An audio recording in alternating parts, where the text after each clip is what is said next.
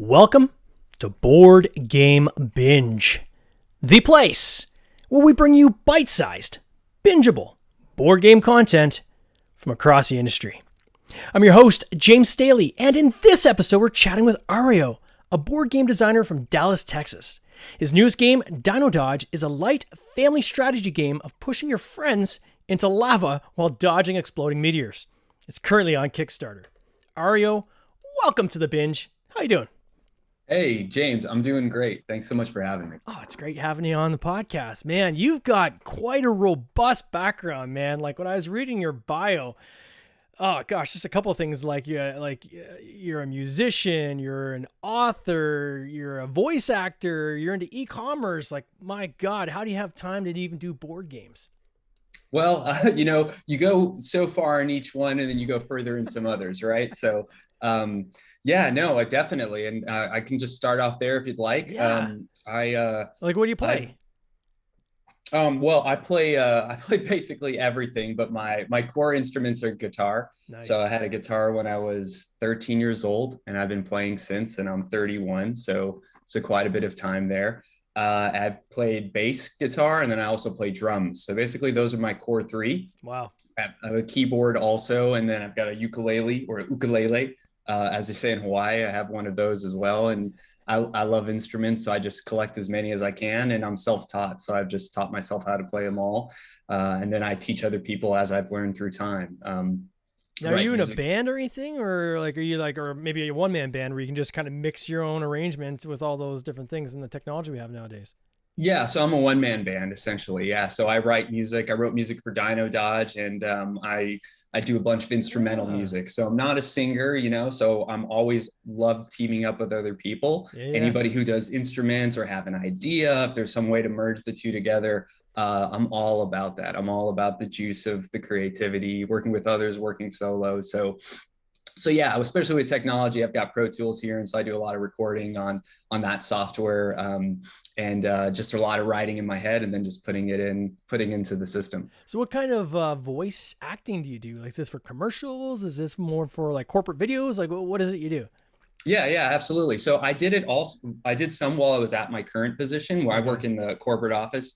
So I was doing some voice acting there for some of their videos that they had on their internal sites. And then I went more to the commercial side where I would basically get, requests to do videos for commercials, right? So for commercials, Kickstarter videos, I did the Kickstarter video with actually Blue Gear Games before we worked on this game together. That's actually how we met. We met in a designer group, and then I told them about my voice acting, and I did the voice acting for their Kickstarter video. So I also do a lot of public speaking. So I'm fortunate to have a natural voice, and I'm able to communicate. So I just started offering that talent to people who needed it. Oh, cool. And people picked me up on it. So, and then that connected you into Blue. Did you know Blue Gear Games before? Or how were you kind of connected to them? Obviously with Dino Dodge, but did you have some other connection with these guys? Yeah, so basically I found them through a local designer group. So this was a board gaming group. Yeah, so I was at a board gaming group, and I was at a time where I was like, I need to be around some creative people, and this is what I want to do, have my foot forward in. And I met them at the group. They had their game at the time, their flagship game, Knights of Glory. And I met him on that. I kind of liked what they were doing, and I said, hey, we should stay in touch. And I do voice acting, so if you want to, if you want help with your Kickstarter, I can help do the video. And then from there, I ended up doing the video. But that was the first connection, like how we met. And then we kind of went dormant for a year, and then we rekindled the relationship later to do Dino Dodge. Oh, that's crazy. Yeah, it was really crazy. And then this whole thing with the e-commerce and things like that. Can talk to me, like, what are you doing in e-commerce? Like, what is this? Yeah, definitely. I'm a web analyst. Okay. So basically I do analytics for e-commerce companies. So I manage all of our data, make sure it's getting set up correctly, make sure that we can use it and actually use it, right? So I do a lot of insights and analytics, right? So I use Google Analytics. That's a big one. I'm sure a lot of people in the board game industry know Google Analytics because it's free, and you can hook it up to, your Kickstarter and things like that. But basically suites like that I handle involve SQL. Like I said, a lot of just crunching. I'm in Excel all the time. I'm reviewing e-commerce business. So I have a big background in retail. So I work in retail e-commerce, James. And as you might know from seeing some of the Kickstarters, these businesses have an ebb and flow, and up and down, a hot season and a cool season, right? Maybe in the Kickstarter, it's more of the slump that you have in the middle, or in e-commerce, it's kind of like when you're not on holiday, that's your slump. So you're doing everything you can to find a promotion or explain why your sales are not performing to your forecast, etc. So fortunately through that, I was able to take a lot of things that I've learned and apply it to the Kickstarter in appropriate areas, right? And not everything's a one-to-one, but and it's a slightly different industry. But I also worked at GameStop at their corporate office for about 2 years, and I learned quite a bit about gaming retail and stuff like that. It was a lot of fun. So I read in your bio also that you're creating games for corporate events or something. What was that? What was that all about? Yeah, so that's how I started, man. So I've been in the corporate world since I started working, out of university. So I graduated from university in Austin, and then I needed a job, and I ended up at Hilton at their corporate headquarters. So I have one here in Dallas, Texas. And I wasn't doing anything fancy for them, James. I was just doing system support, and I was coming in, doing my thing, moving up, and I was just going crazy. I was like, man, I got a degree. I'm not really doing anything with my brain here. How can I change corporate team members? How can I move up? How can we go? I do something different. And at the time, they had some guy on the team had started coding. So he started coding in .NET, which is a coding language. And he was creating, basically automated tools or automated robots to process forms. We were doing form processing. So a hotel would send us a form, and we'd go ahead and just say, hey, hotel wants this rate loaded, and they want it for this many days, and we need to give it this ID number so this company can pick it up, for example. So we wouldn't manually put these in, process hundreds of forms a day. He figured out a way to start coding them, and then basically automate some of these, and they would do hundreds a day, this machine by itself, right? So they said, figure it out, and you can stop doing the repetitive stuff. So long story short, I start learning .NET, and then I'm like, hey man, it would be really cool if I made a video game. I love making games. Why don't I figure out a way to make a game here?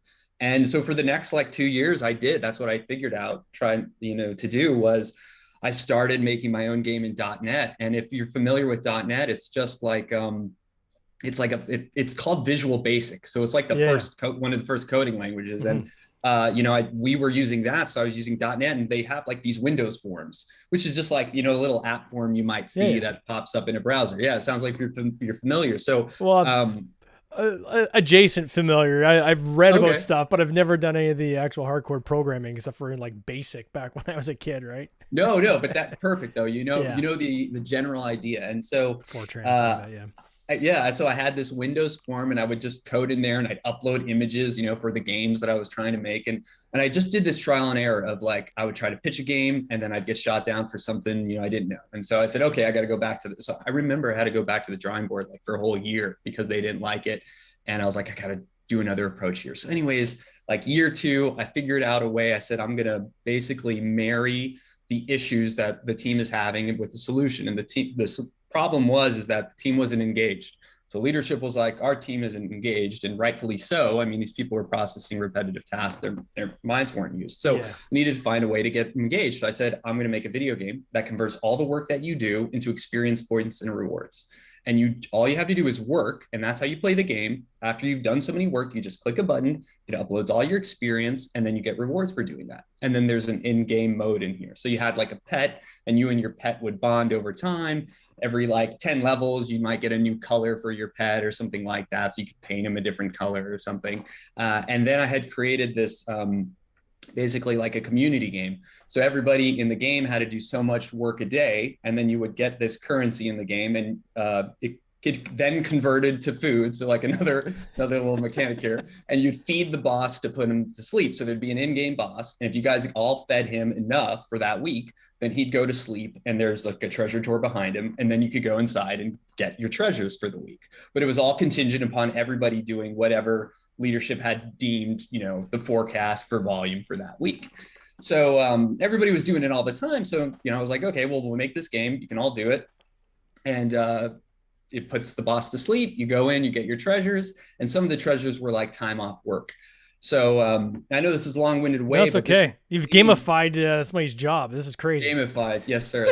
That's the word. Yeah, yeah. So yeah, basically that was the gist of it. And I worked on that for about 2 years. And I just, the first year and a half, I did it just in my outside of work. I was just like working on it. I was like, how can I make this happen? And I pitched it to the VP at the time. And most corporate offices are hierarchical. So once Sure. he agreed, I was able to get it in. And then I got to work at it at the office. So I developed it there. I did the story for it. So I wrote the story. I did the animation. Animation is on .NET. I don't recommend doing that. It's a bunch of wait timers and things like that. So I learned all this, because I wanted to make a game. I wanted to make this thing happen. And so I was just like, I've got plenty of resources, in the world available to me. So I went out and, like I said, I did the story, I did the production, I did the coding. I got friends to do the art or used, free art and then put the artist's name in the description and shared it with them. And then I did the voice acting for it as well. There were some characters to like teach the tutorial, the story. And then, like I said, we hooked up to some SQL tables in order to get the data so that we know you were working. And yeah, man. So that was for my department. So I put it out for my department. So it was a small group of people who were actually using it. Yeah. And that was my first venture there. And that's when I got a taste of the sweet stuff. And I had to keep making games. Did you sell it, or was this just for self-satisfaction? Like, what was obviously it'd be a lot of satisfaction creating something like this, but I mean, I got to think something that could potentially increase productivity probably has value. Exactly. Yeah. Right? So great. This is a great question. So Yeah.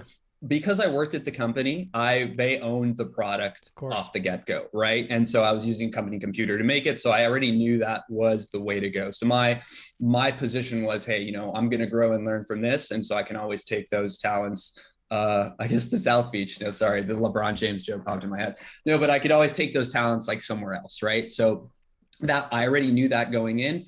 But what I did, get out of it, obviously from the experience, was the ability to do that during my work. So essentially getting paid to, work on this game for, the next 6 months, while I was there. Yeah. And I was doing it during the day. I didn't have to do it at night anymore. And, I was looking for more opportunity within the company. I said, hey, I want to break through. I want to do this. I had some other programs with music. Like I had started a band at the company.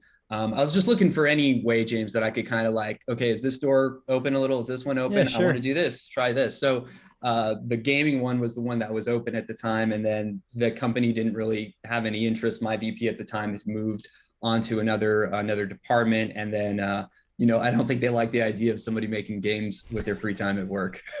What I liked, though, that you said was that you're kicking open as many doors as you possibly can, right? And seeing which ones you want to walk through. Mm-hmm. And this is a lesson for even life, right? So people that are either, if it's a kid trying to figure out what they want to do, in their future, try as many different things as you can. You never know what you're gonna enjoy, what you're gonna be passionate about until you actually start walking through doors. So that's pretty cool that you did that. How did that then transition into this idea of Dino Dodge? Like, where did Dino Dodge come from? How did that start? Yeah, definitely. So like, in between there's pain of not doing what I want to do. So that forces me to then go down more this, designing path. Dino Dodge was was really interesting. And so, fast forward, I leave Hilton because I want to get into this industry. I want to do more of these creative things that I'm doing. And then, not just get paid for it, but do it the way, I want to do it, team up with people who want to do it also, and really go on an adventure here. So I leave and I end up at, GameStop, great experience. I do a game there also. Fast forward, I go to Pier 1 and I'm just not happy at this company, another corporate company. And, great group of people. I just wasn't, doing what I love to do. And so I said, I gotta change. If something's got to change, it's got to be me, right? If the outside's not changing, then I'll change. And so I said, okay, let's add a discipline. So I added a discipline in my life where I just, for 20 to 30 minutes a day, James, I would just write down game ideas. And so I would just whatever, some theme ideas, right? Like, brushing crocodile teeth, unicorn racing, I don't know, whatever silly, stupid idea that came to my mind. I just wrote it down. So for the exercise, and I did that for about 60 days. And, I had a bunch of ideas at this point, and I got reached out to by Lynn at Blue Gear Games. So Blue Gear Games is the guys I've teamed up with to publish Dino Dodge here. Yeah. And as I said earlier, we kind of went dormant on the relationship after their Kickstarter, and I did the voice acting. And he texted me out of the blue saying, "Hey, we're going to be at Madness, which is our local board game shop, if you want to come by and play some games." And I was like, "Wow, that's cool." And James, I'm an only child. I don't have anybody here to play games. So when I make games, I'm in a definite bubble here. So there's a big buildup to where I create something and then I release it on the public, kind of similar to what I did with the video game in Hilton. Yeah. And so when he told me, "Hey, come by," I said, "I'm going to use this to make a game and show it to you, and then try it on you and your family," right? Because I knew the audience who was going to be there. So I knew he has a daughter. Lynn's about 15 years older than me. He's got a brother that's my age. He's got a friend who's more around his age. He's got a wife, so there was going to be an eclectic group at that table. And I wanted us to all have a good time. Sure. And I wanted to play a game that I wanted to play and that anybody could have a chance at winning. Right. But that was kind of the vibe that I knew I had. Okay. And I wanted to be quick. I wanted to take super long, and so many rules, and people are difficult to understand. So I said, okay, I've got my audience. I know what I need to make, and I've got 3 days. So I went through my list, and I just picked ideas that I really liked. And the idea that I really liked was actually not dinosaur themed at the time. So the idea that I picked was pushing your friends under acid rain clouds. And so that was the theme that I was like, "Oh, that's kind of funny. You just push your friend, So it was all in fun and games. And so I had theorized in my head, hey, this is how I want it to play. It's going to slowly everything is going to be kind of falling in on itself. So the game will play itself out. Right. So eventually there'll be one player left standing, and you're going to have so many cards, and those cards would be enough for 5 players. I want to have 5 players. So I kind of visualized, the whole thing in my head, just in an adrenaline rush of and pressure of just trying to make sure that I had something that I wanted on Friday. Yeah. And so I did, and I showed it up to them. And, within 3 weeks, we kind of decided it was it was going to be dinosaurs.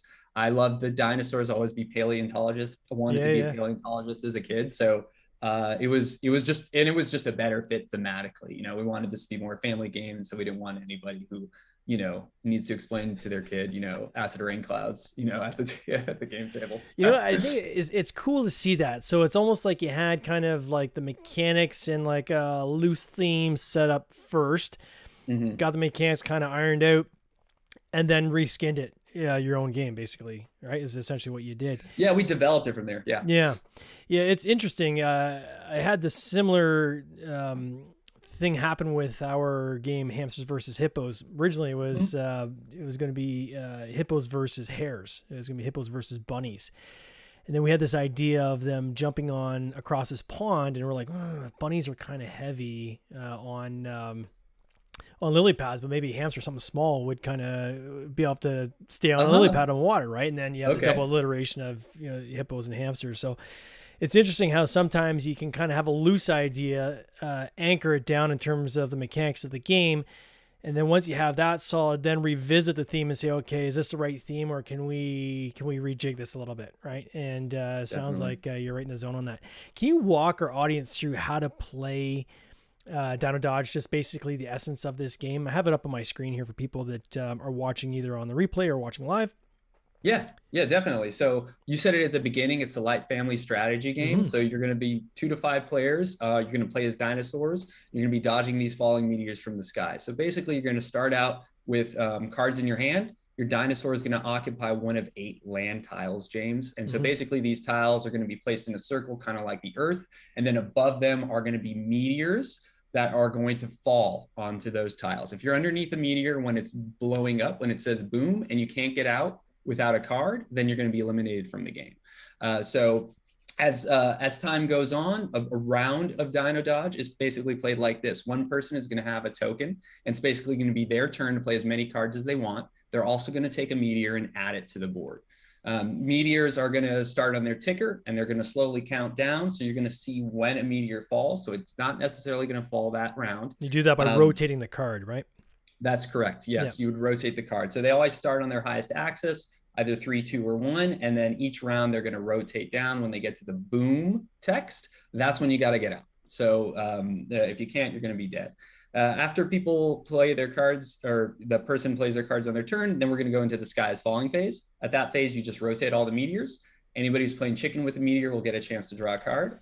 And then, we like that, the chicken with the meteor place. It also helps, in case you're getting bullied around, that you're getting some resources for being pushed. And then what we do right after that, it's really simple. We just do a boom check. Is any meteor blowing up? If a meteor is blowing up, then basically what happens is all the players that are underneath are going to have an opportunity to escape in a single action. And an action is a use of their cards. Okay. If they cannot get out, then they're immediately eliminated from the game. If everybody can, then what happens is the meteor will impact, hence turning the crown into lava, which is another dangerous threat in certain situations. And then you'll pass the token to the player on the left, and you'll continue that waterfall round all the way down again. And you'll do this until there's one dinosaur left. Oh, that's cool. This is almost like musical chairs, right? Like it feels very much like musical chairs, which is good because there's familiarity with the concept of musical chairs. I think most people get that, right? And it seems like it's something fairly easy to explain. Like, I mean, you just explained it there in like 2 minutes, right? So, but you've kind of added some complexity to the game as well. And I can see that through even some of the pledge levels. You've got like a regular pledge level.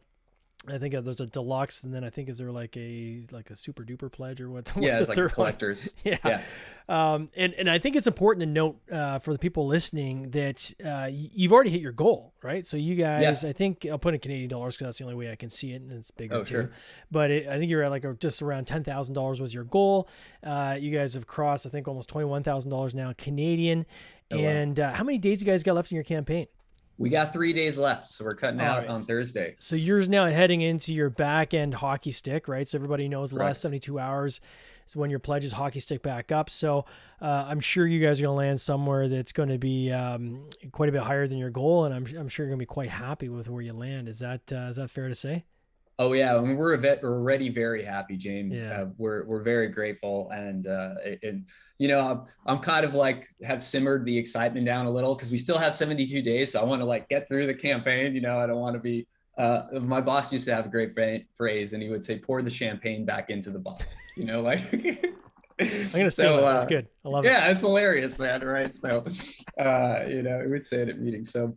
But yeah, so we're almost there, but no, I can't tell you how excited I am, James. And this is our second time around. So we did a Kickstarter for this last year. Okay. And we did not fund, and so we took our learnings back around, and it's really rewarding to see where we've come, and that the decisions we made produced the results that we all wanted. What were some of the learnings you had? Like I always get interested, and I noticed that Mike Bruner, for instance, who's also our on our team here as a producer, that's how he and I actually connected with his first game. Didn't fund the first time around. Then when he relaunched, he came back bigger and better and crushed his funding goal, right? So I always love to hear those stories of the people dusting themselves off and going back at it.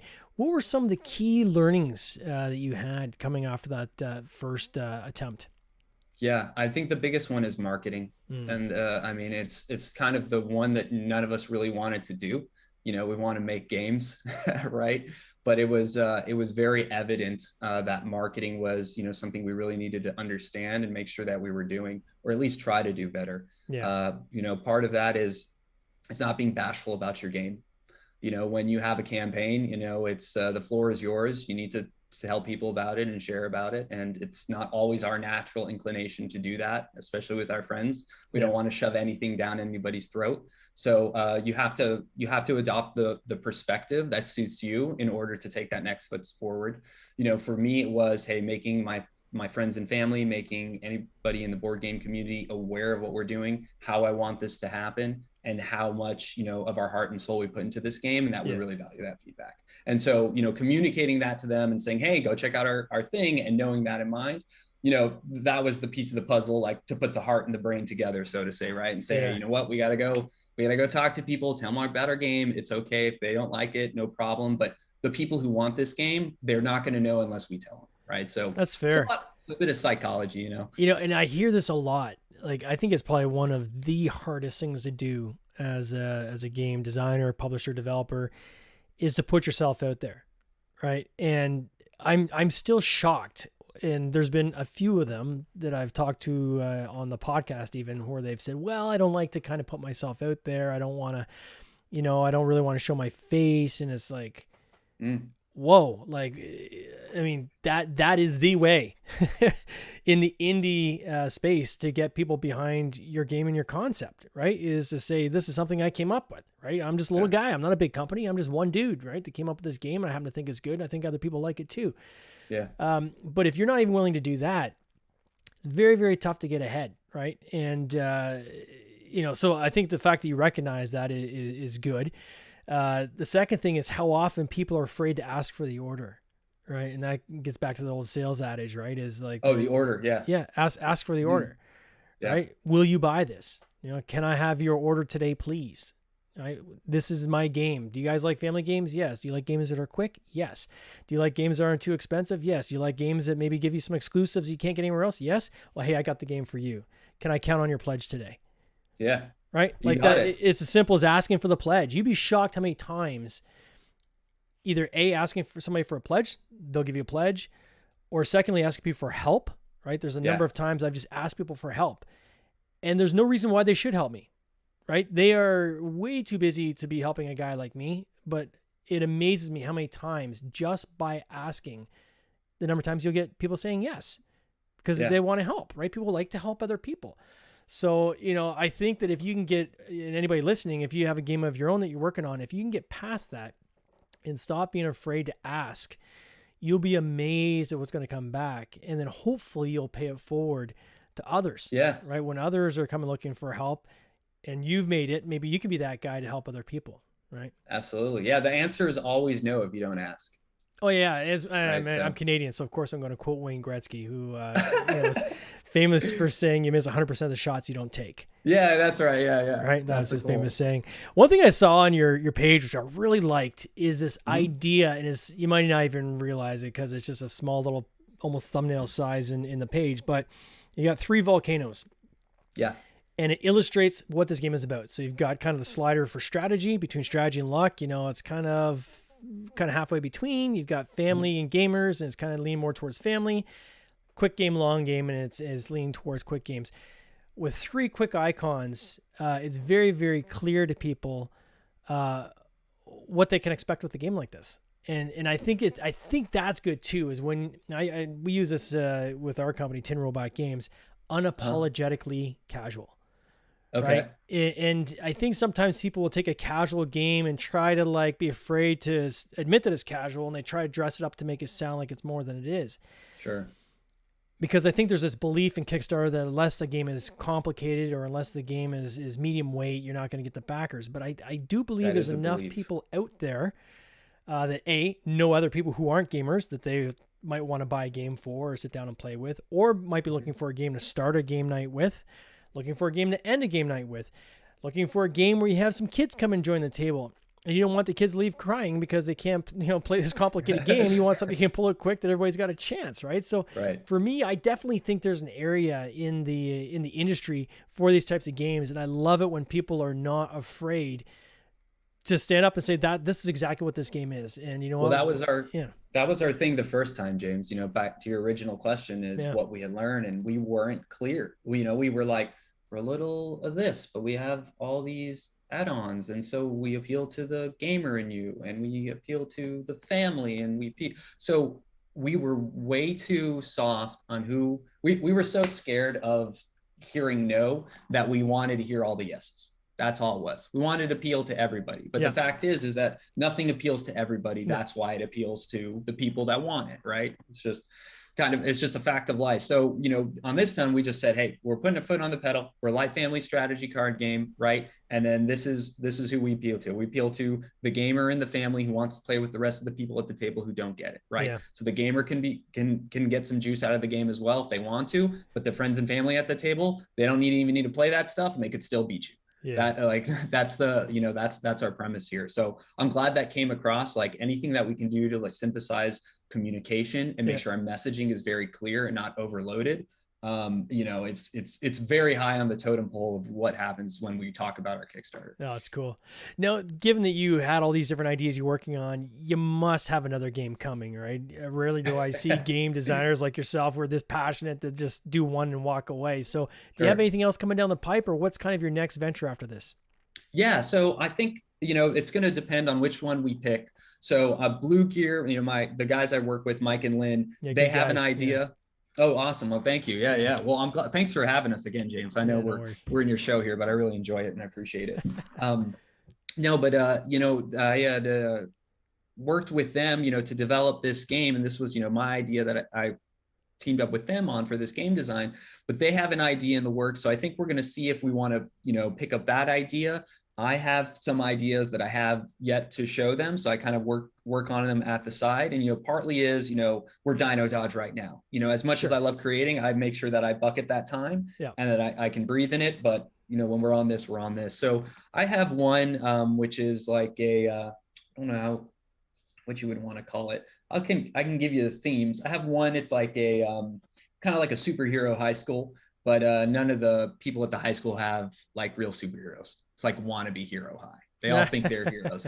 And it's kind of like an auto battler. So I came from the video gaming world making those. And so I don't know if you ever played auto chess or Hearthstone Battlegrounds.